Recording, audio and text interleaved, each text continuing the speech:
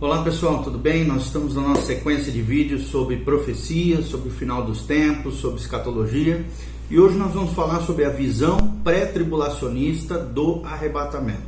Qual é a visão que aqueles que creem no pré-tribulacionismo têm acerca do arrebatamento? Em primeiro lugar, nós queremos definir a visão que eles têm sobre isso. Os pré-tribulacionistas ensinam que o arrebatamento da igreja, tanto os santos vivos quanto aqueles que já morreram, ocorrerá antes do período de 7 anos da tribulação. Ou seja, antes do início da 70ª semana de Daniel, a semana 70, profética de Daniel 9, de 24 a 27. É necessário então dizer que é antes do período de 7 anos da tribulação. Por quê? Porque alguns defendem que o arrebatamento mesotribulacional afirmam que o arrebatamento é pré-tribulacional, pois eles entendem que a tribulação refere-se apenas aos últimos 3 anos e meio do período de 7 anos. Ou seja, o pré-tribulacional acredita que o arrebatamento ele vai acontecer no início, antes da tribulação, antes dos juízos terríveis de Deus sobre a terra. O mesotribulacionista defende que Jesus vai vir no meio da tribulação, ou seja, nós, a igreja de Cristo, passaremos pelo primeiro período, que é chamado de princípio de dores, e logo ao meio a igreja será arrebatada, e os últimos 3 anos e meio, que realmente é a grande tribulação, os juízos mais horríveis que vão acontecer sobre a face da Terra, que já aconteceu na história do planeta Terra e na história do homem, vão acontecer nos 3 anos e meio finais, ok? Quais são os seus defensores? O primeiro deles, John Nelson Darby, muito conhecido, né, dentro dos pré-tribulacionistas, viveu de 1800 a 1882, foi um dos maiores incentivadores da sistematização do pré-tribulacionismo. Isso ocorreu por quê? Porque ele encarava a igreja como uma obra especial de Deus, distinta do plano divino para Israel. Isso, né, dentro dessa visão, aliada à sua visão pré-milenista, levou a concluir que a igreja seria arrebatada antes do período da tribulação, quando Deus voltaria a tratar de maneira, então, na tribulação, nos últimos 7 anos, de maneira especial, então, com Israel. No século XX também nós vemos outros estudiosos nesse assunto, né? Essa interpretação foi muito difundida, defendida e exposta pela Bíblia de Referência Scofield, uma Bíblia muito conhecida nos meios protestantes cristãos, e livros como Is the Rapture Next, de Leon Wood. Também tem um outro livro muito conhecido, pré-tribulacionista, que é The Rapture Question, de John F. Walworth, ou seja, a questão do rapto. E também o famoso Manual de Escatologia de J. D. Dwight Pentecost. Manual de Escatologia de J. Dwight Pentecost. Inclusive, a editora Vida tem essa obra em português, uma grande obra, quando se quer estudar sobre escatologia. Também tem outros livros, como a Revelation of Jesus Christ, de J.B. Smith, também outro livro de referência pré-tribulacionista. E o último seria do Charles Rye, chamado What You Should Know About the Rapture. O que você precisa saber acerca do rapto, ou do arrebatamento, em outras palavras. Qual é o apoio para essa visão, apoio bíblico, né? As referências bíblicas com relação à visão pré-tribulacionista do arrebatamento? Primeiro, Apocalipse 3:10, né? A promessa, creem, né, esses pré-tribulacionistas, está baseada em guardar a palavra da perseverança, ou da paciência, como diz a Revista Corrigida. Esperança na Ara, Almeida, Revista Atualizada, e a palavra paciência foi colocada na Revista Corrigida. Paciência de quem? De Jesus, uma referência a todos os cristãos e uma descrição joanina similar de João 8,51, João 14, de 23 a 24 e 1 João 2,3. Isso foi algo, né, dito a todas as igrejas, não apenas aquela que estava em Filadélfia no primeiro século, é o que acreditam os pré-tribulacionistas. Apocalipse 3,13 também é o desfecho similar das cartas escritas a essas igrejas, que para eles são representativas, né? Essas 7 igrejas do Apocalipse revelam 7 dispensações de Deus sobre a terra.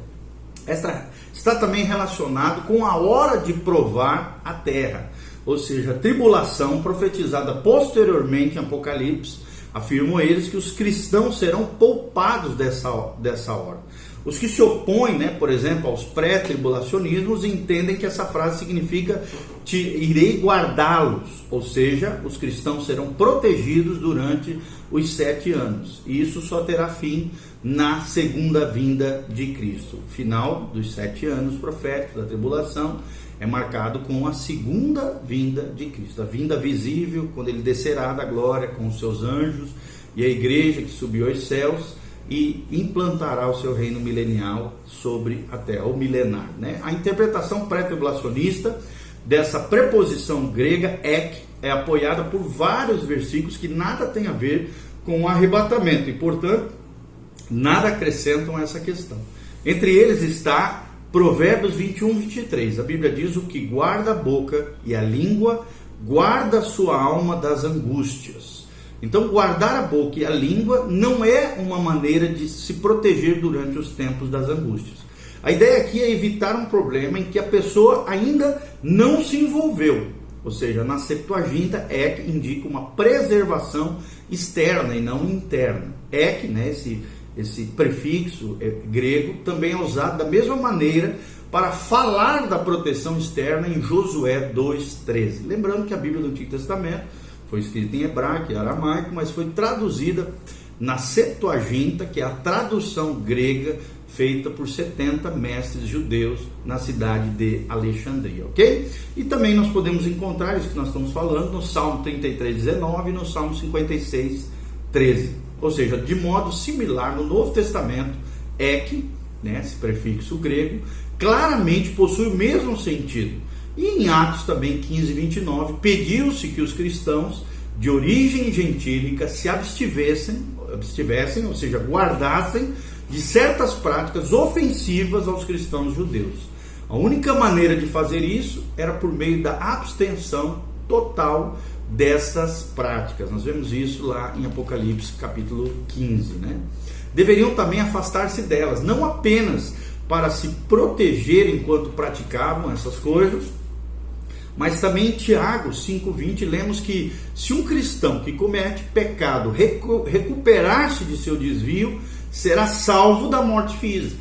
De modo algum, ek, esse prefixo grego, poderia significar que será protegido no meio da morte física e depois sair dela em algum tipo de ressurreição. Ou então escapará da morte prematura sendo poupado dela. Ou seja, na mesma expressão, guardar de é utilizado em João 17:15, quando Jesus diz: não peço que os tires do mundo, na oração sacerdotal, messiânica, mas sim os guardes do mal. Ou seja, os pós-tribulacionistas afirmam que essa promessa não é cumprida ao remover os cristãos do mundo, mas sim protegendo-os de Satanás enquanto estão na terra. Além disso, os pós-tribulacionistas, quer dizer, aqueles que acreditam que a tribulação, na verdade, a igreja só vai ser tirada no final da tribulação, é assim que pensam os pós-tribulacionistas. Eles acreditam que o arrebatamento e a segunda vinda acontecerão simultaneamente num evento só, que significa a mesma coisa, é o que pensam os pós-tribulacionistas, como nós já falamos em vídeos anteriores. Eles asseguram que, de modo similar, os cristãos, os pós-tribulacionistas, creem que os cristãos sobreviverão durante essa tribulação, sendo preservados da ira de Deus. Essa analogia, claro, não consegue responder a questão básica de maneira em que os cristãos são preservados. De que maneira que os cristãos são preservados do poder de Satanás? É a pergunta que fica no ar. E a resposta é que é verdade, não acontece. É verdade, é claro, não acontecerá quando os removermos do mundo, mas a remoção está sem dúvida no contexto aqui envolvida.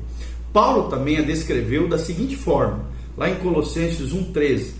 Ele nos libertou do império das trevas e nos transportou para o reino do Filho do seu amor. João disse a mesma coisa quando escreveu que o maligno não lhe toca, ou seja, o cristão. Os cristãos maduros, espirituais, consagrados, santificados, conforme nós vemos em 1 João 5,18. Ou seja, os cristãos são transportados de um domínio, ou seja, de Satanás, para outro, o domínio de Cristo, E é dessa maneira que eles são preservados do maligno. É assim, né, que nós respondemos essa pergunta que nós mesmos fizemos, ok? No entanto, a promessa de Apocalipse 3:10 não garante que seremos preservados das provas do período de tribulação. Ela vai mais além, pois diz que não participaremos do período de tribulação. A promessa não é: eu te guardarei das provações, mas a promessa é: eu te guardarei da hora da provação. Então nós cremos que essa referência hora da provação é uma referência sim à tribulação, esses 7 anos proféticos de juízo de Deus sobre a terra.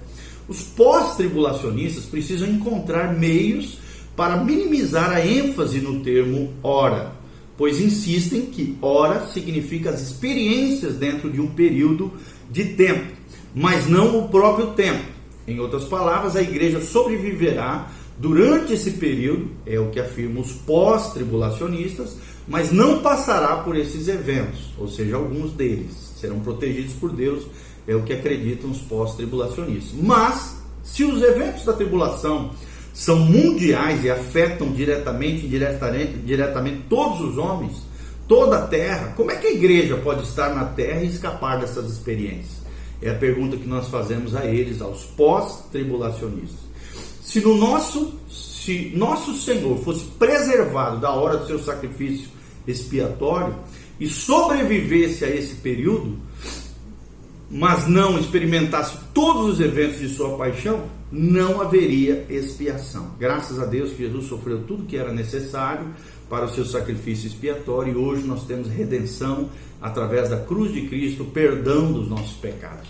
Então, com certeza, é possível viver durante um período e não participar de todos os eventos. Por exemplo, estando presente em uma atividade social e não se envolver em todas as atividades daquele contexto local. Contudo, não é possível estar de fora daquele período sem também deixar de participar dos eventos que serão catastróficos, serão de maneiras cataclísmicas, né? Juízos ferrenhos, terríveis, que vão perpetuar e vão atingir todo o globo terrestre, toda a terra, conforme diz as Escrituras. Em resumo, os pós-tribulacionistas não ensinam de forma clara o significado da promessa do Apocalipse 3:10. Alguns parecem dizer que isso significa proteção para alguns cristãos apenas, que escaparam do martírio durante a tribulação, e depois o arrebatamento no final. Segundo, alguns parecem dizer que isso significa proteção da última crise. Terceiro, alguns parecem dizer que isso significa que a igreja sobreviverá ao Armagedon e será preservado durante esse período e aparecerá. Ou seja, todos os cristãos intactos, é a pergunta que nós fazemos, no arrebatamento da segunda vinda, é o que respondem eles. Então uma coisa está clara para os pós-tribulacionistas: não pode significar libertação antes que a tribulação tenha início. A promessa, porém, é muito clara e simples. O que diz a palavra: eu te guardarei da hora da provação. Ou seja, não se trata de uma perseguição qualquer, mas sim um tempo futuro que afetará toda a terra, e a única maneira de escapar dessa tribulação mundial é não estar na terra, é ser arrancado dessa hora da provação. E é a única maneira de escapar desse período em que os eventos ocorrerão e não estar naquele lugar quando as coisas realmente acontecerem. Ou seja, o céu é o único lugar seguro que se encaixa nessas qualificações bíblicas de Apocalipse 3, conforme nós já vimos. Então, talvez uma ilustração nos ajude, a entender essa promessa de maneira simples e clara.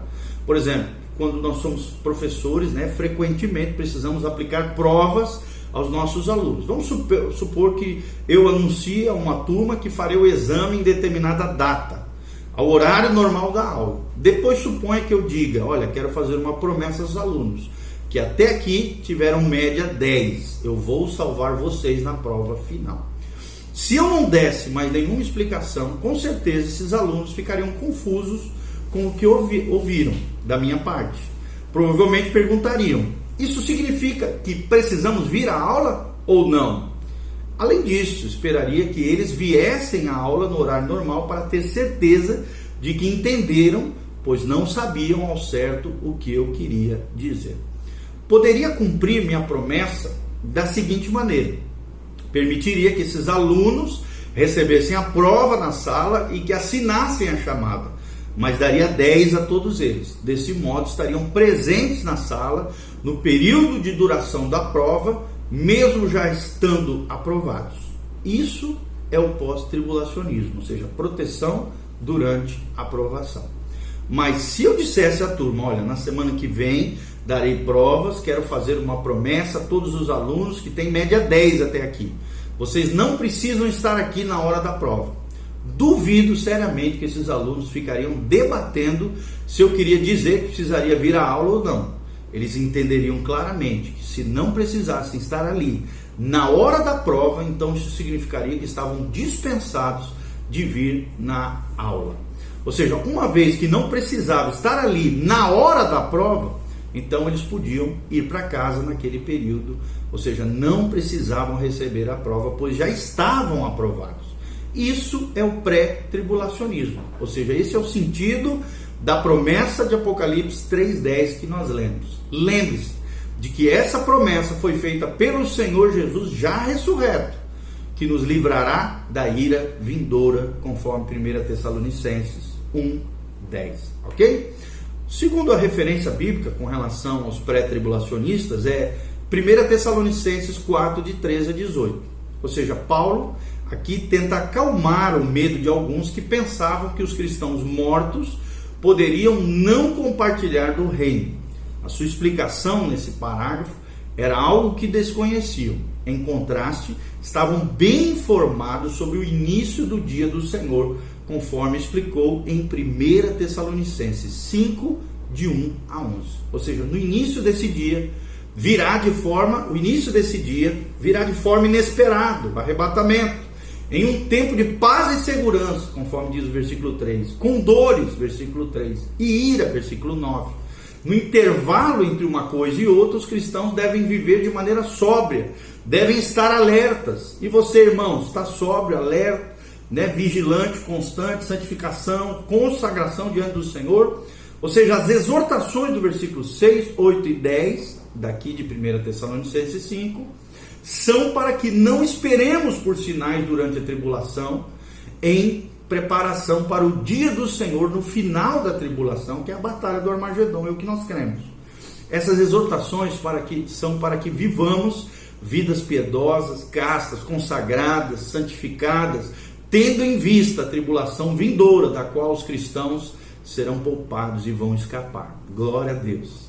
Paulo diz que eles estavam bastante conscientes desse ensino, bastante conscientes desse ensino bíblico. Mas como?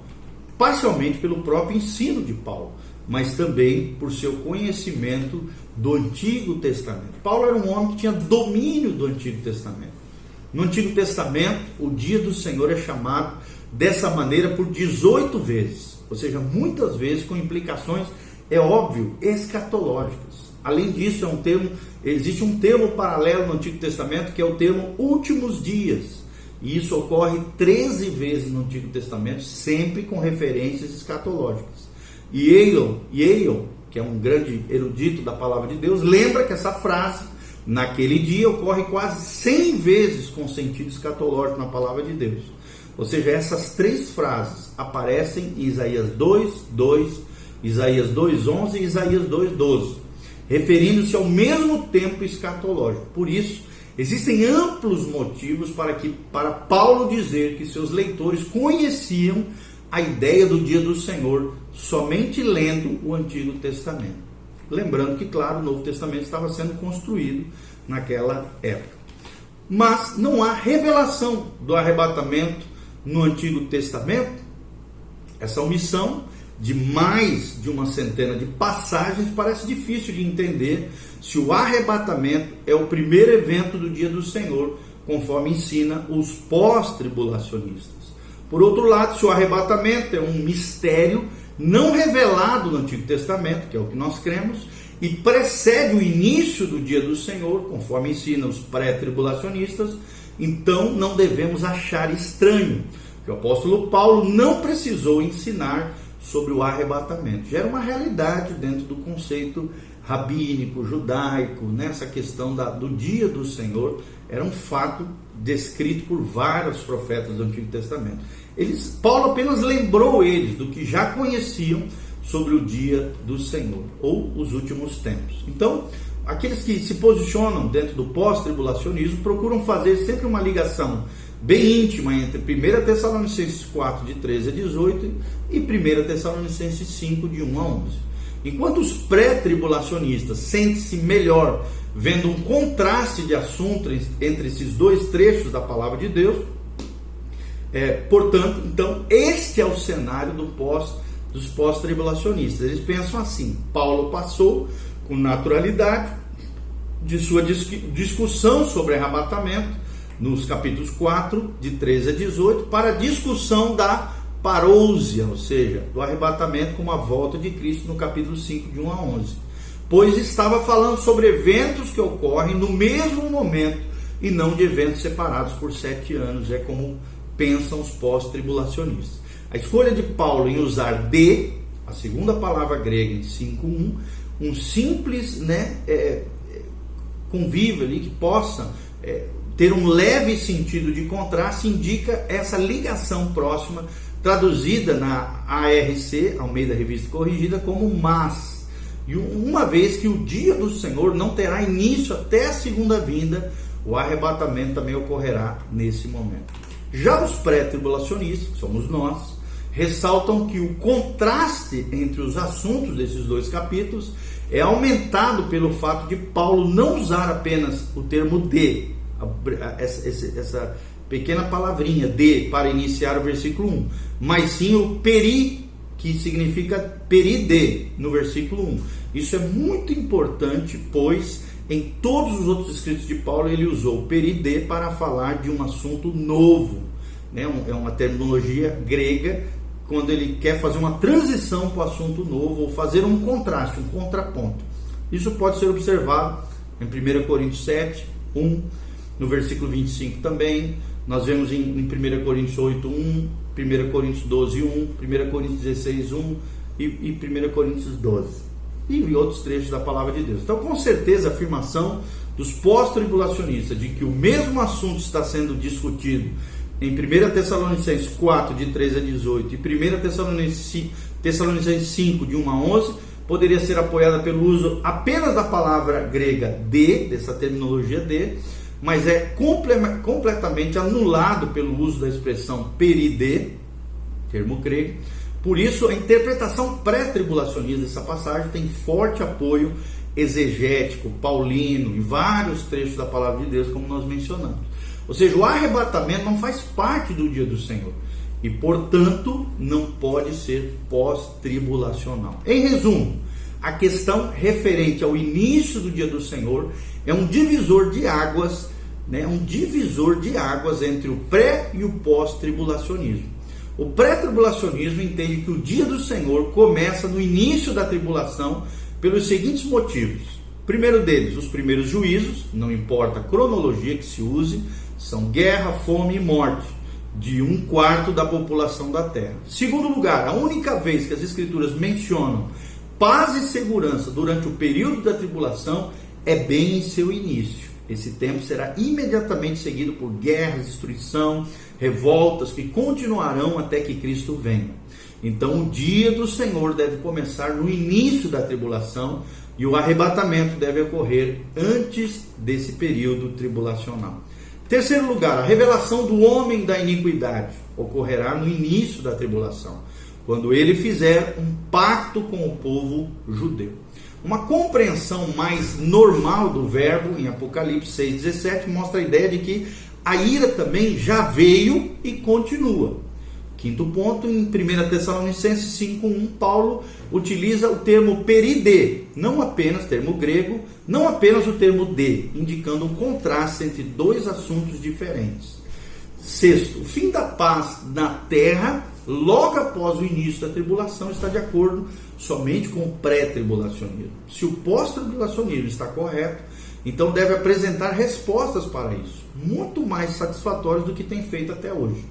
As seguintes questões, como por exemplo, olha as perguntas: que a gente faz aos pós-tribulacionistas, né? Como é que o dia do Senhor não começa com a tribulação ou nenhuma parte dela, e mesmo assim inicia com os juízos do Armagedon? Fica a pergunta para vocês, pós-tribulacionistas. Segunda pergunta: como é que o conflito final, no fim da tribulação, pode ser reduzido a uma única batalha de duração curta, o suficiente para que a igreja seja arrebatada antes de seu início, para que possa escapar da ira, e ainda assim voltar imediatamente para acompanhar Cristo em sua volta para a terra, no término do que seria uma batalha muito breve, conforme descreve as Escrituras? Como é que vocês podem resolver isso? Terceiro, a proteção da ira colocada sobre os ímpios realmente inclui a isenção do que seriam os efeitos colaterais das ações desses infiéis, sobre os quais a ira se manifestará? É a pergunta que nós fazemos. Se isso não acontece hoje em dia, por que deveria ocorrer então no futuro? É a pergunta que fica aí para os pós-tribulacionistas. Então, outra pergunta muito importante: de que modo o agrupamento dos juízos da ira no final da tribulação dá conta da questão de que juízos igualmente severos já deveriam ter ocorrido no início da tribulação, atingindo tanto cristãos como ímpios? É a pergunta que nós fazemos. E a quinta: qual a interpretação mais normal do termo auristo em Apocalipse 6,17? Qual é o termo? Ele não indica que a ira já foi derramada e que não começou com a abertura do sexto selo? É a pergunta que nós fazemos. Então, somente o pré-tribulacionismo está em harmonia com todas as evidências das Escrituras e responde de maneira satisfatória a essas questões que nós estamos perguntando aqui. Tá bom? Aí logo em seguida nós vamos falar sobre a igreja. Como é que vai ser o tratamento da igreja com relação a tudo isso aí. E aí nós queremos falar o seguinte: outros argumentos em favor do arrebatamento antes da tribulação são esses: a ausência da menção à igreja em Apocalipse 4, de 4 a 19, você não vê o termo igreja mais, desde Apocalipse 4 a Apocalipse 19, quando a tribulação começa a ser descrita detalhadamente no livro de Apocalipse. Também a remoção daquele que agora o detém, que nós cremos que é o Espírito Santo. Detém quem? A operação, né? O homem da iniquidade, o anticristo, antes do dia do Senhor, e essa revelação do homem da iniquidade, conforme descrito em 2 Tessalonicenses 2, de 1 a 9. E a necessidade de que alguns seres humanos sobrevivam à tribulação em seus corpos carnais, para que sejam os pais da população que habitará a terra durante o milênio, é outra questão que fica com relação à igreja. Também, nos próximos vídeos, nós vamos examinar de maneira mais detalhada os demais aspectos escatológicos com relação à igreja, os santos, e assim nós vamos falar, ok? Próximo vídeo nós vamos falar sobre os habitantes do reino milenar. Continue conosco. Que Deus abençoe a sua vida, graça de Deus venha sobre você. Lembre-se, Jesus está voltando. Pré-tribulacionismo, ou seja, antes da tribulação, nós cremos que Jesus voltará para nos buscar. Ou então, mesotribulacionista, no meio da tribulação, Jesus voltará. Mas realmente a postura pós-tribulacionista não tem muito apoio escriturístico, e é bem complicado esse posicionamento, ok? Deixando bem claro que nosso posicionamento é pré-tribulacionismo. Nós cremos que Deus irá poupar o povo fiel, o povo consagrado, desse tempo de juízos terríveis de Deus sobre a terra. Amém? Prepara-te, Maranata, vem Senhor Jesus. Prepara-te para encontrares com Deus. Se santifique. Busque uma igreja sadia, bíblica, saudável, que realmente pregue a palavra de Deus, né? Esteja debaixo de uma liderança sólida, madura, tremenda diante de Deus, e que a graça de Deus venha sobre a sua vida, o seu coração. Jesus está voltando. Prepara-te para encontrar com Deus. Dê um joinha, faça seus comentários, compartilhe esse vídeo com outras pessoas, siga aí o sininho aí, siga o nosso canal. Que Deus vos abençoe em nome de Jesus. Amém e amém.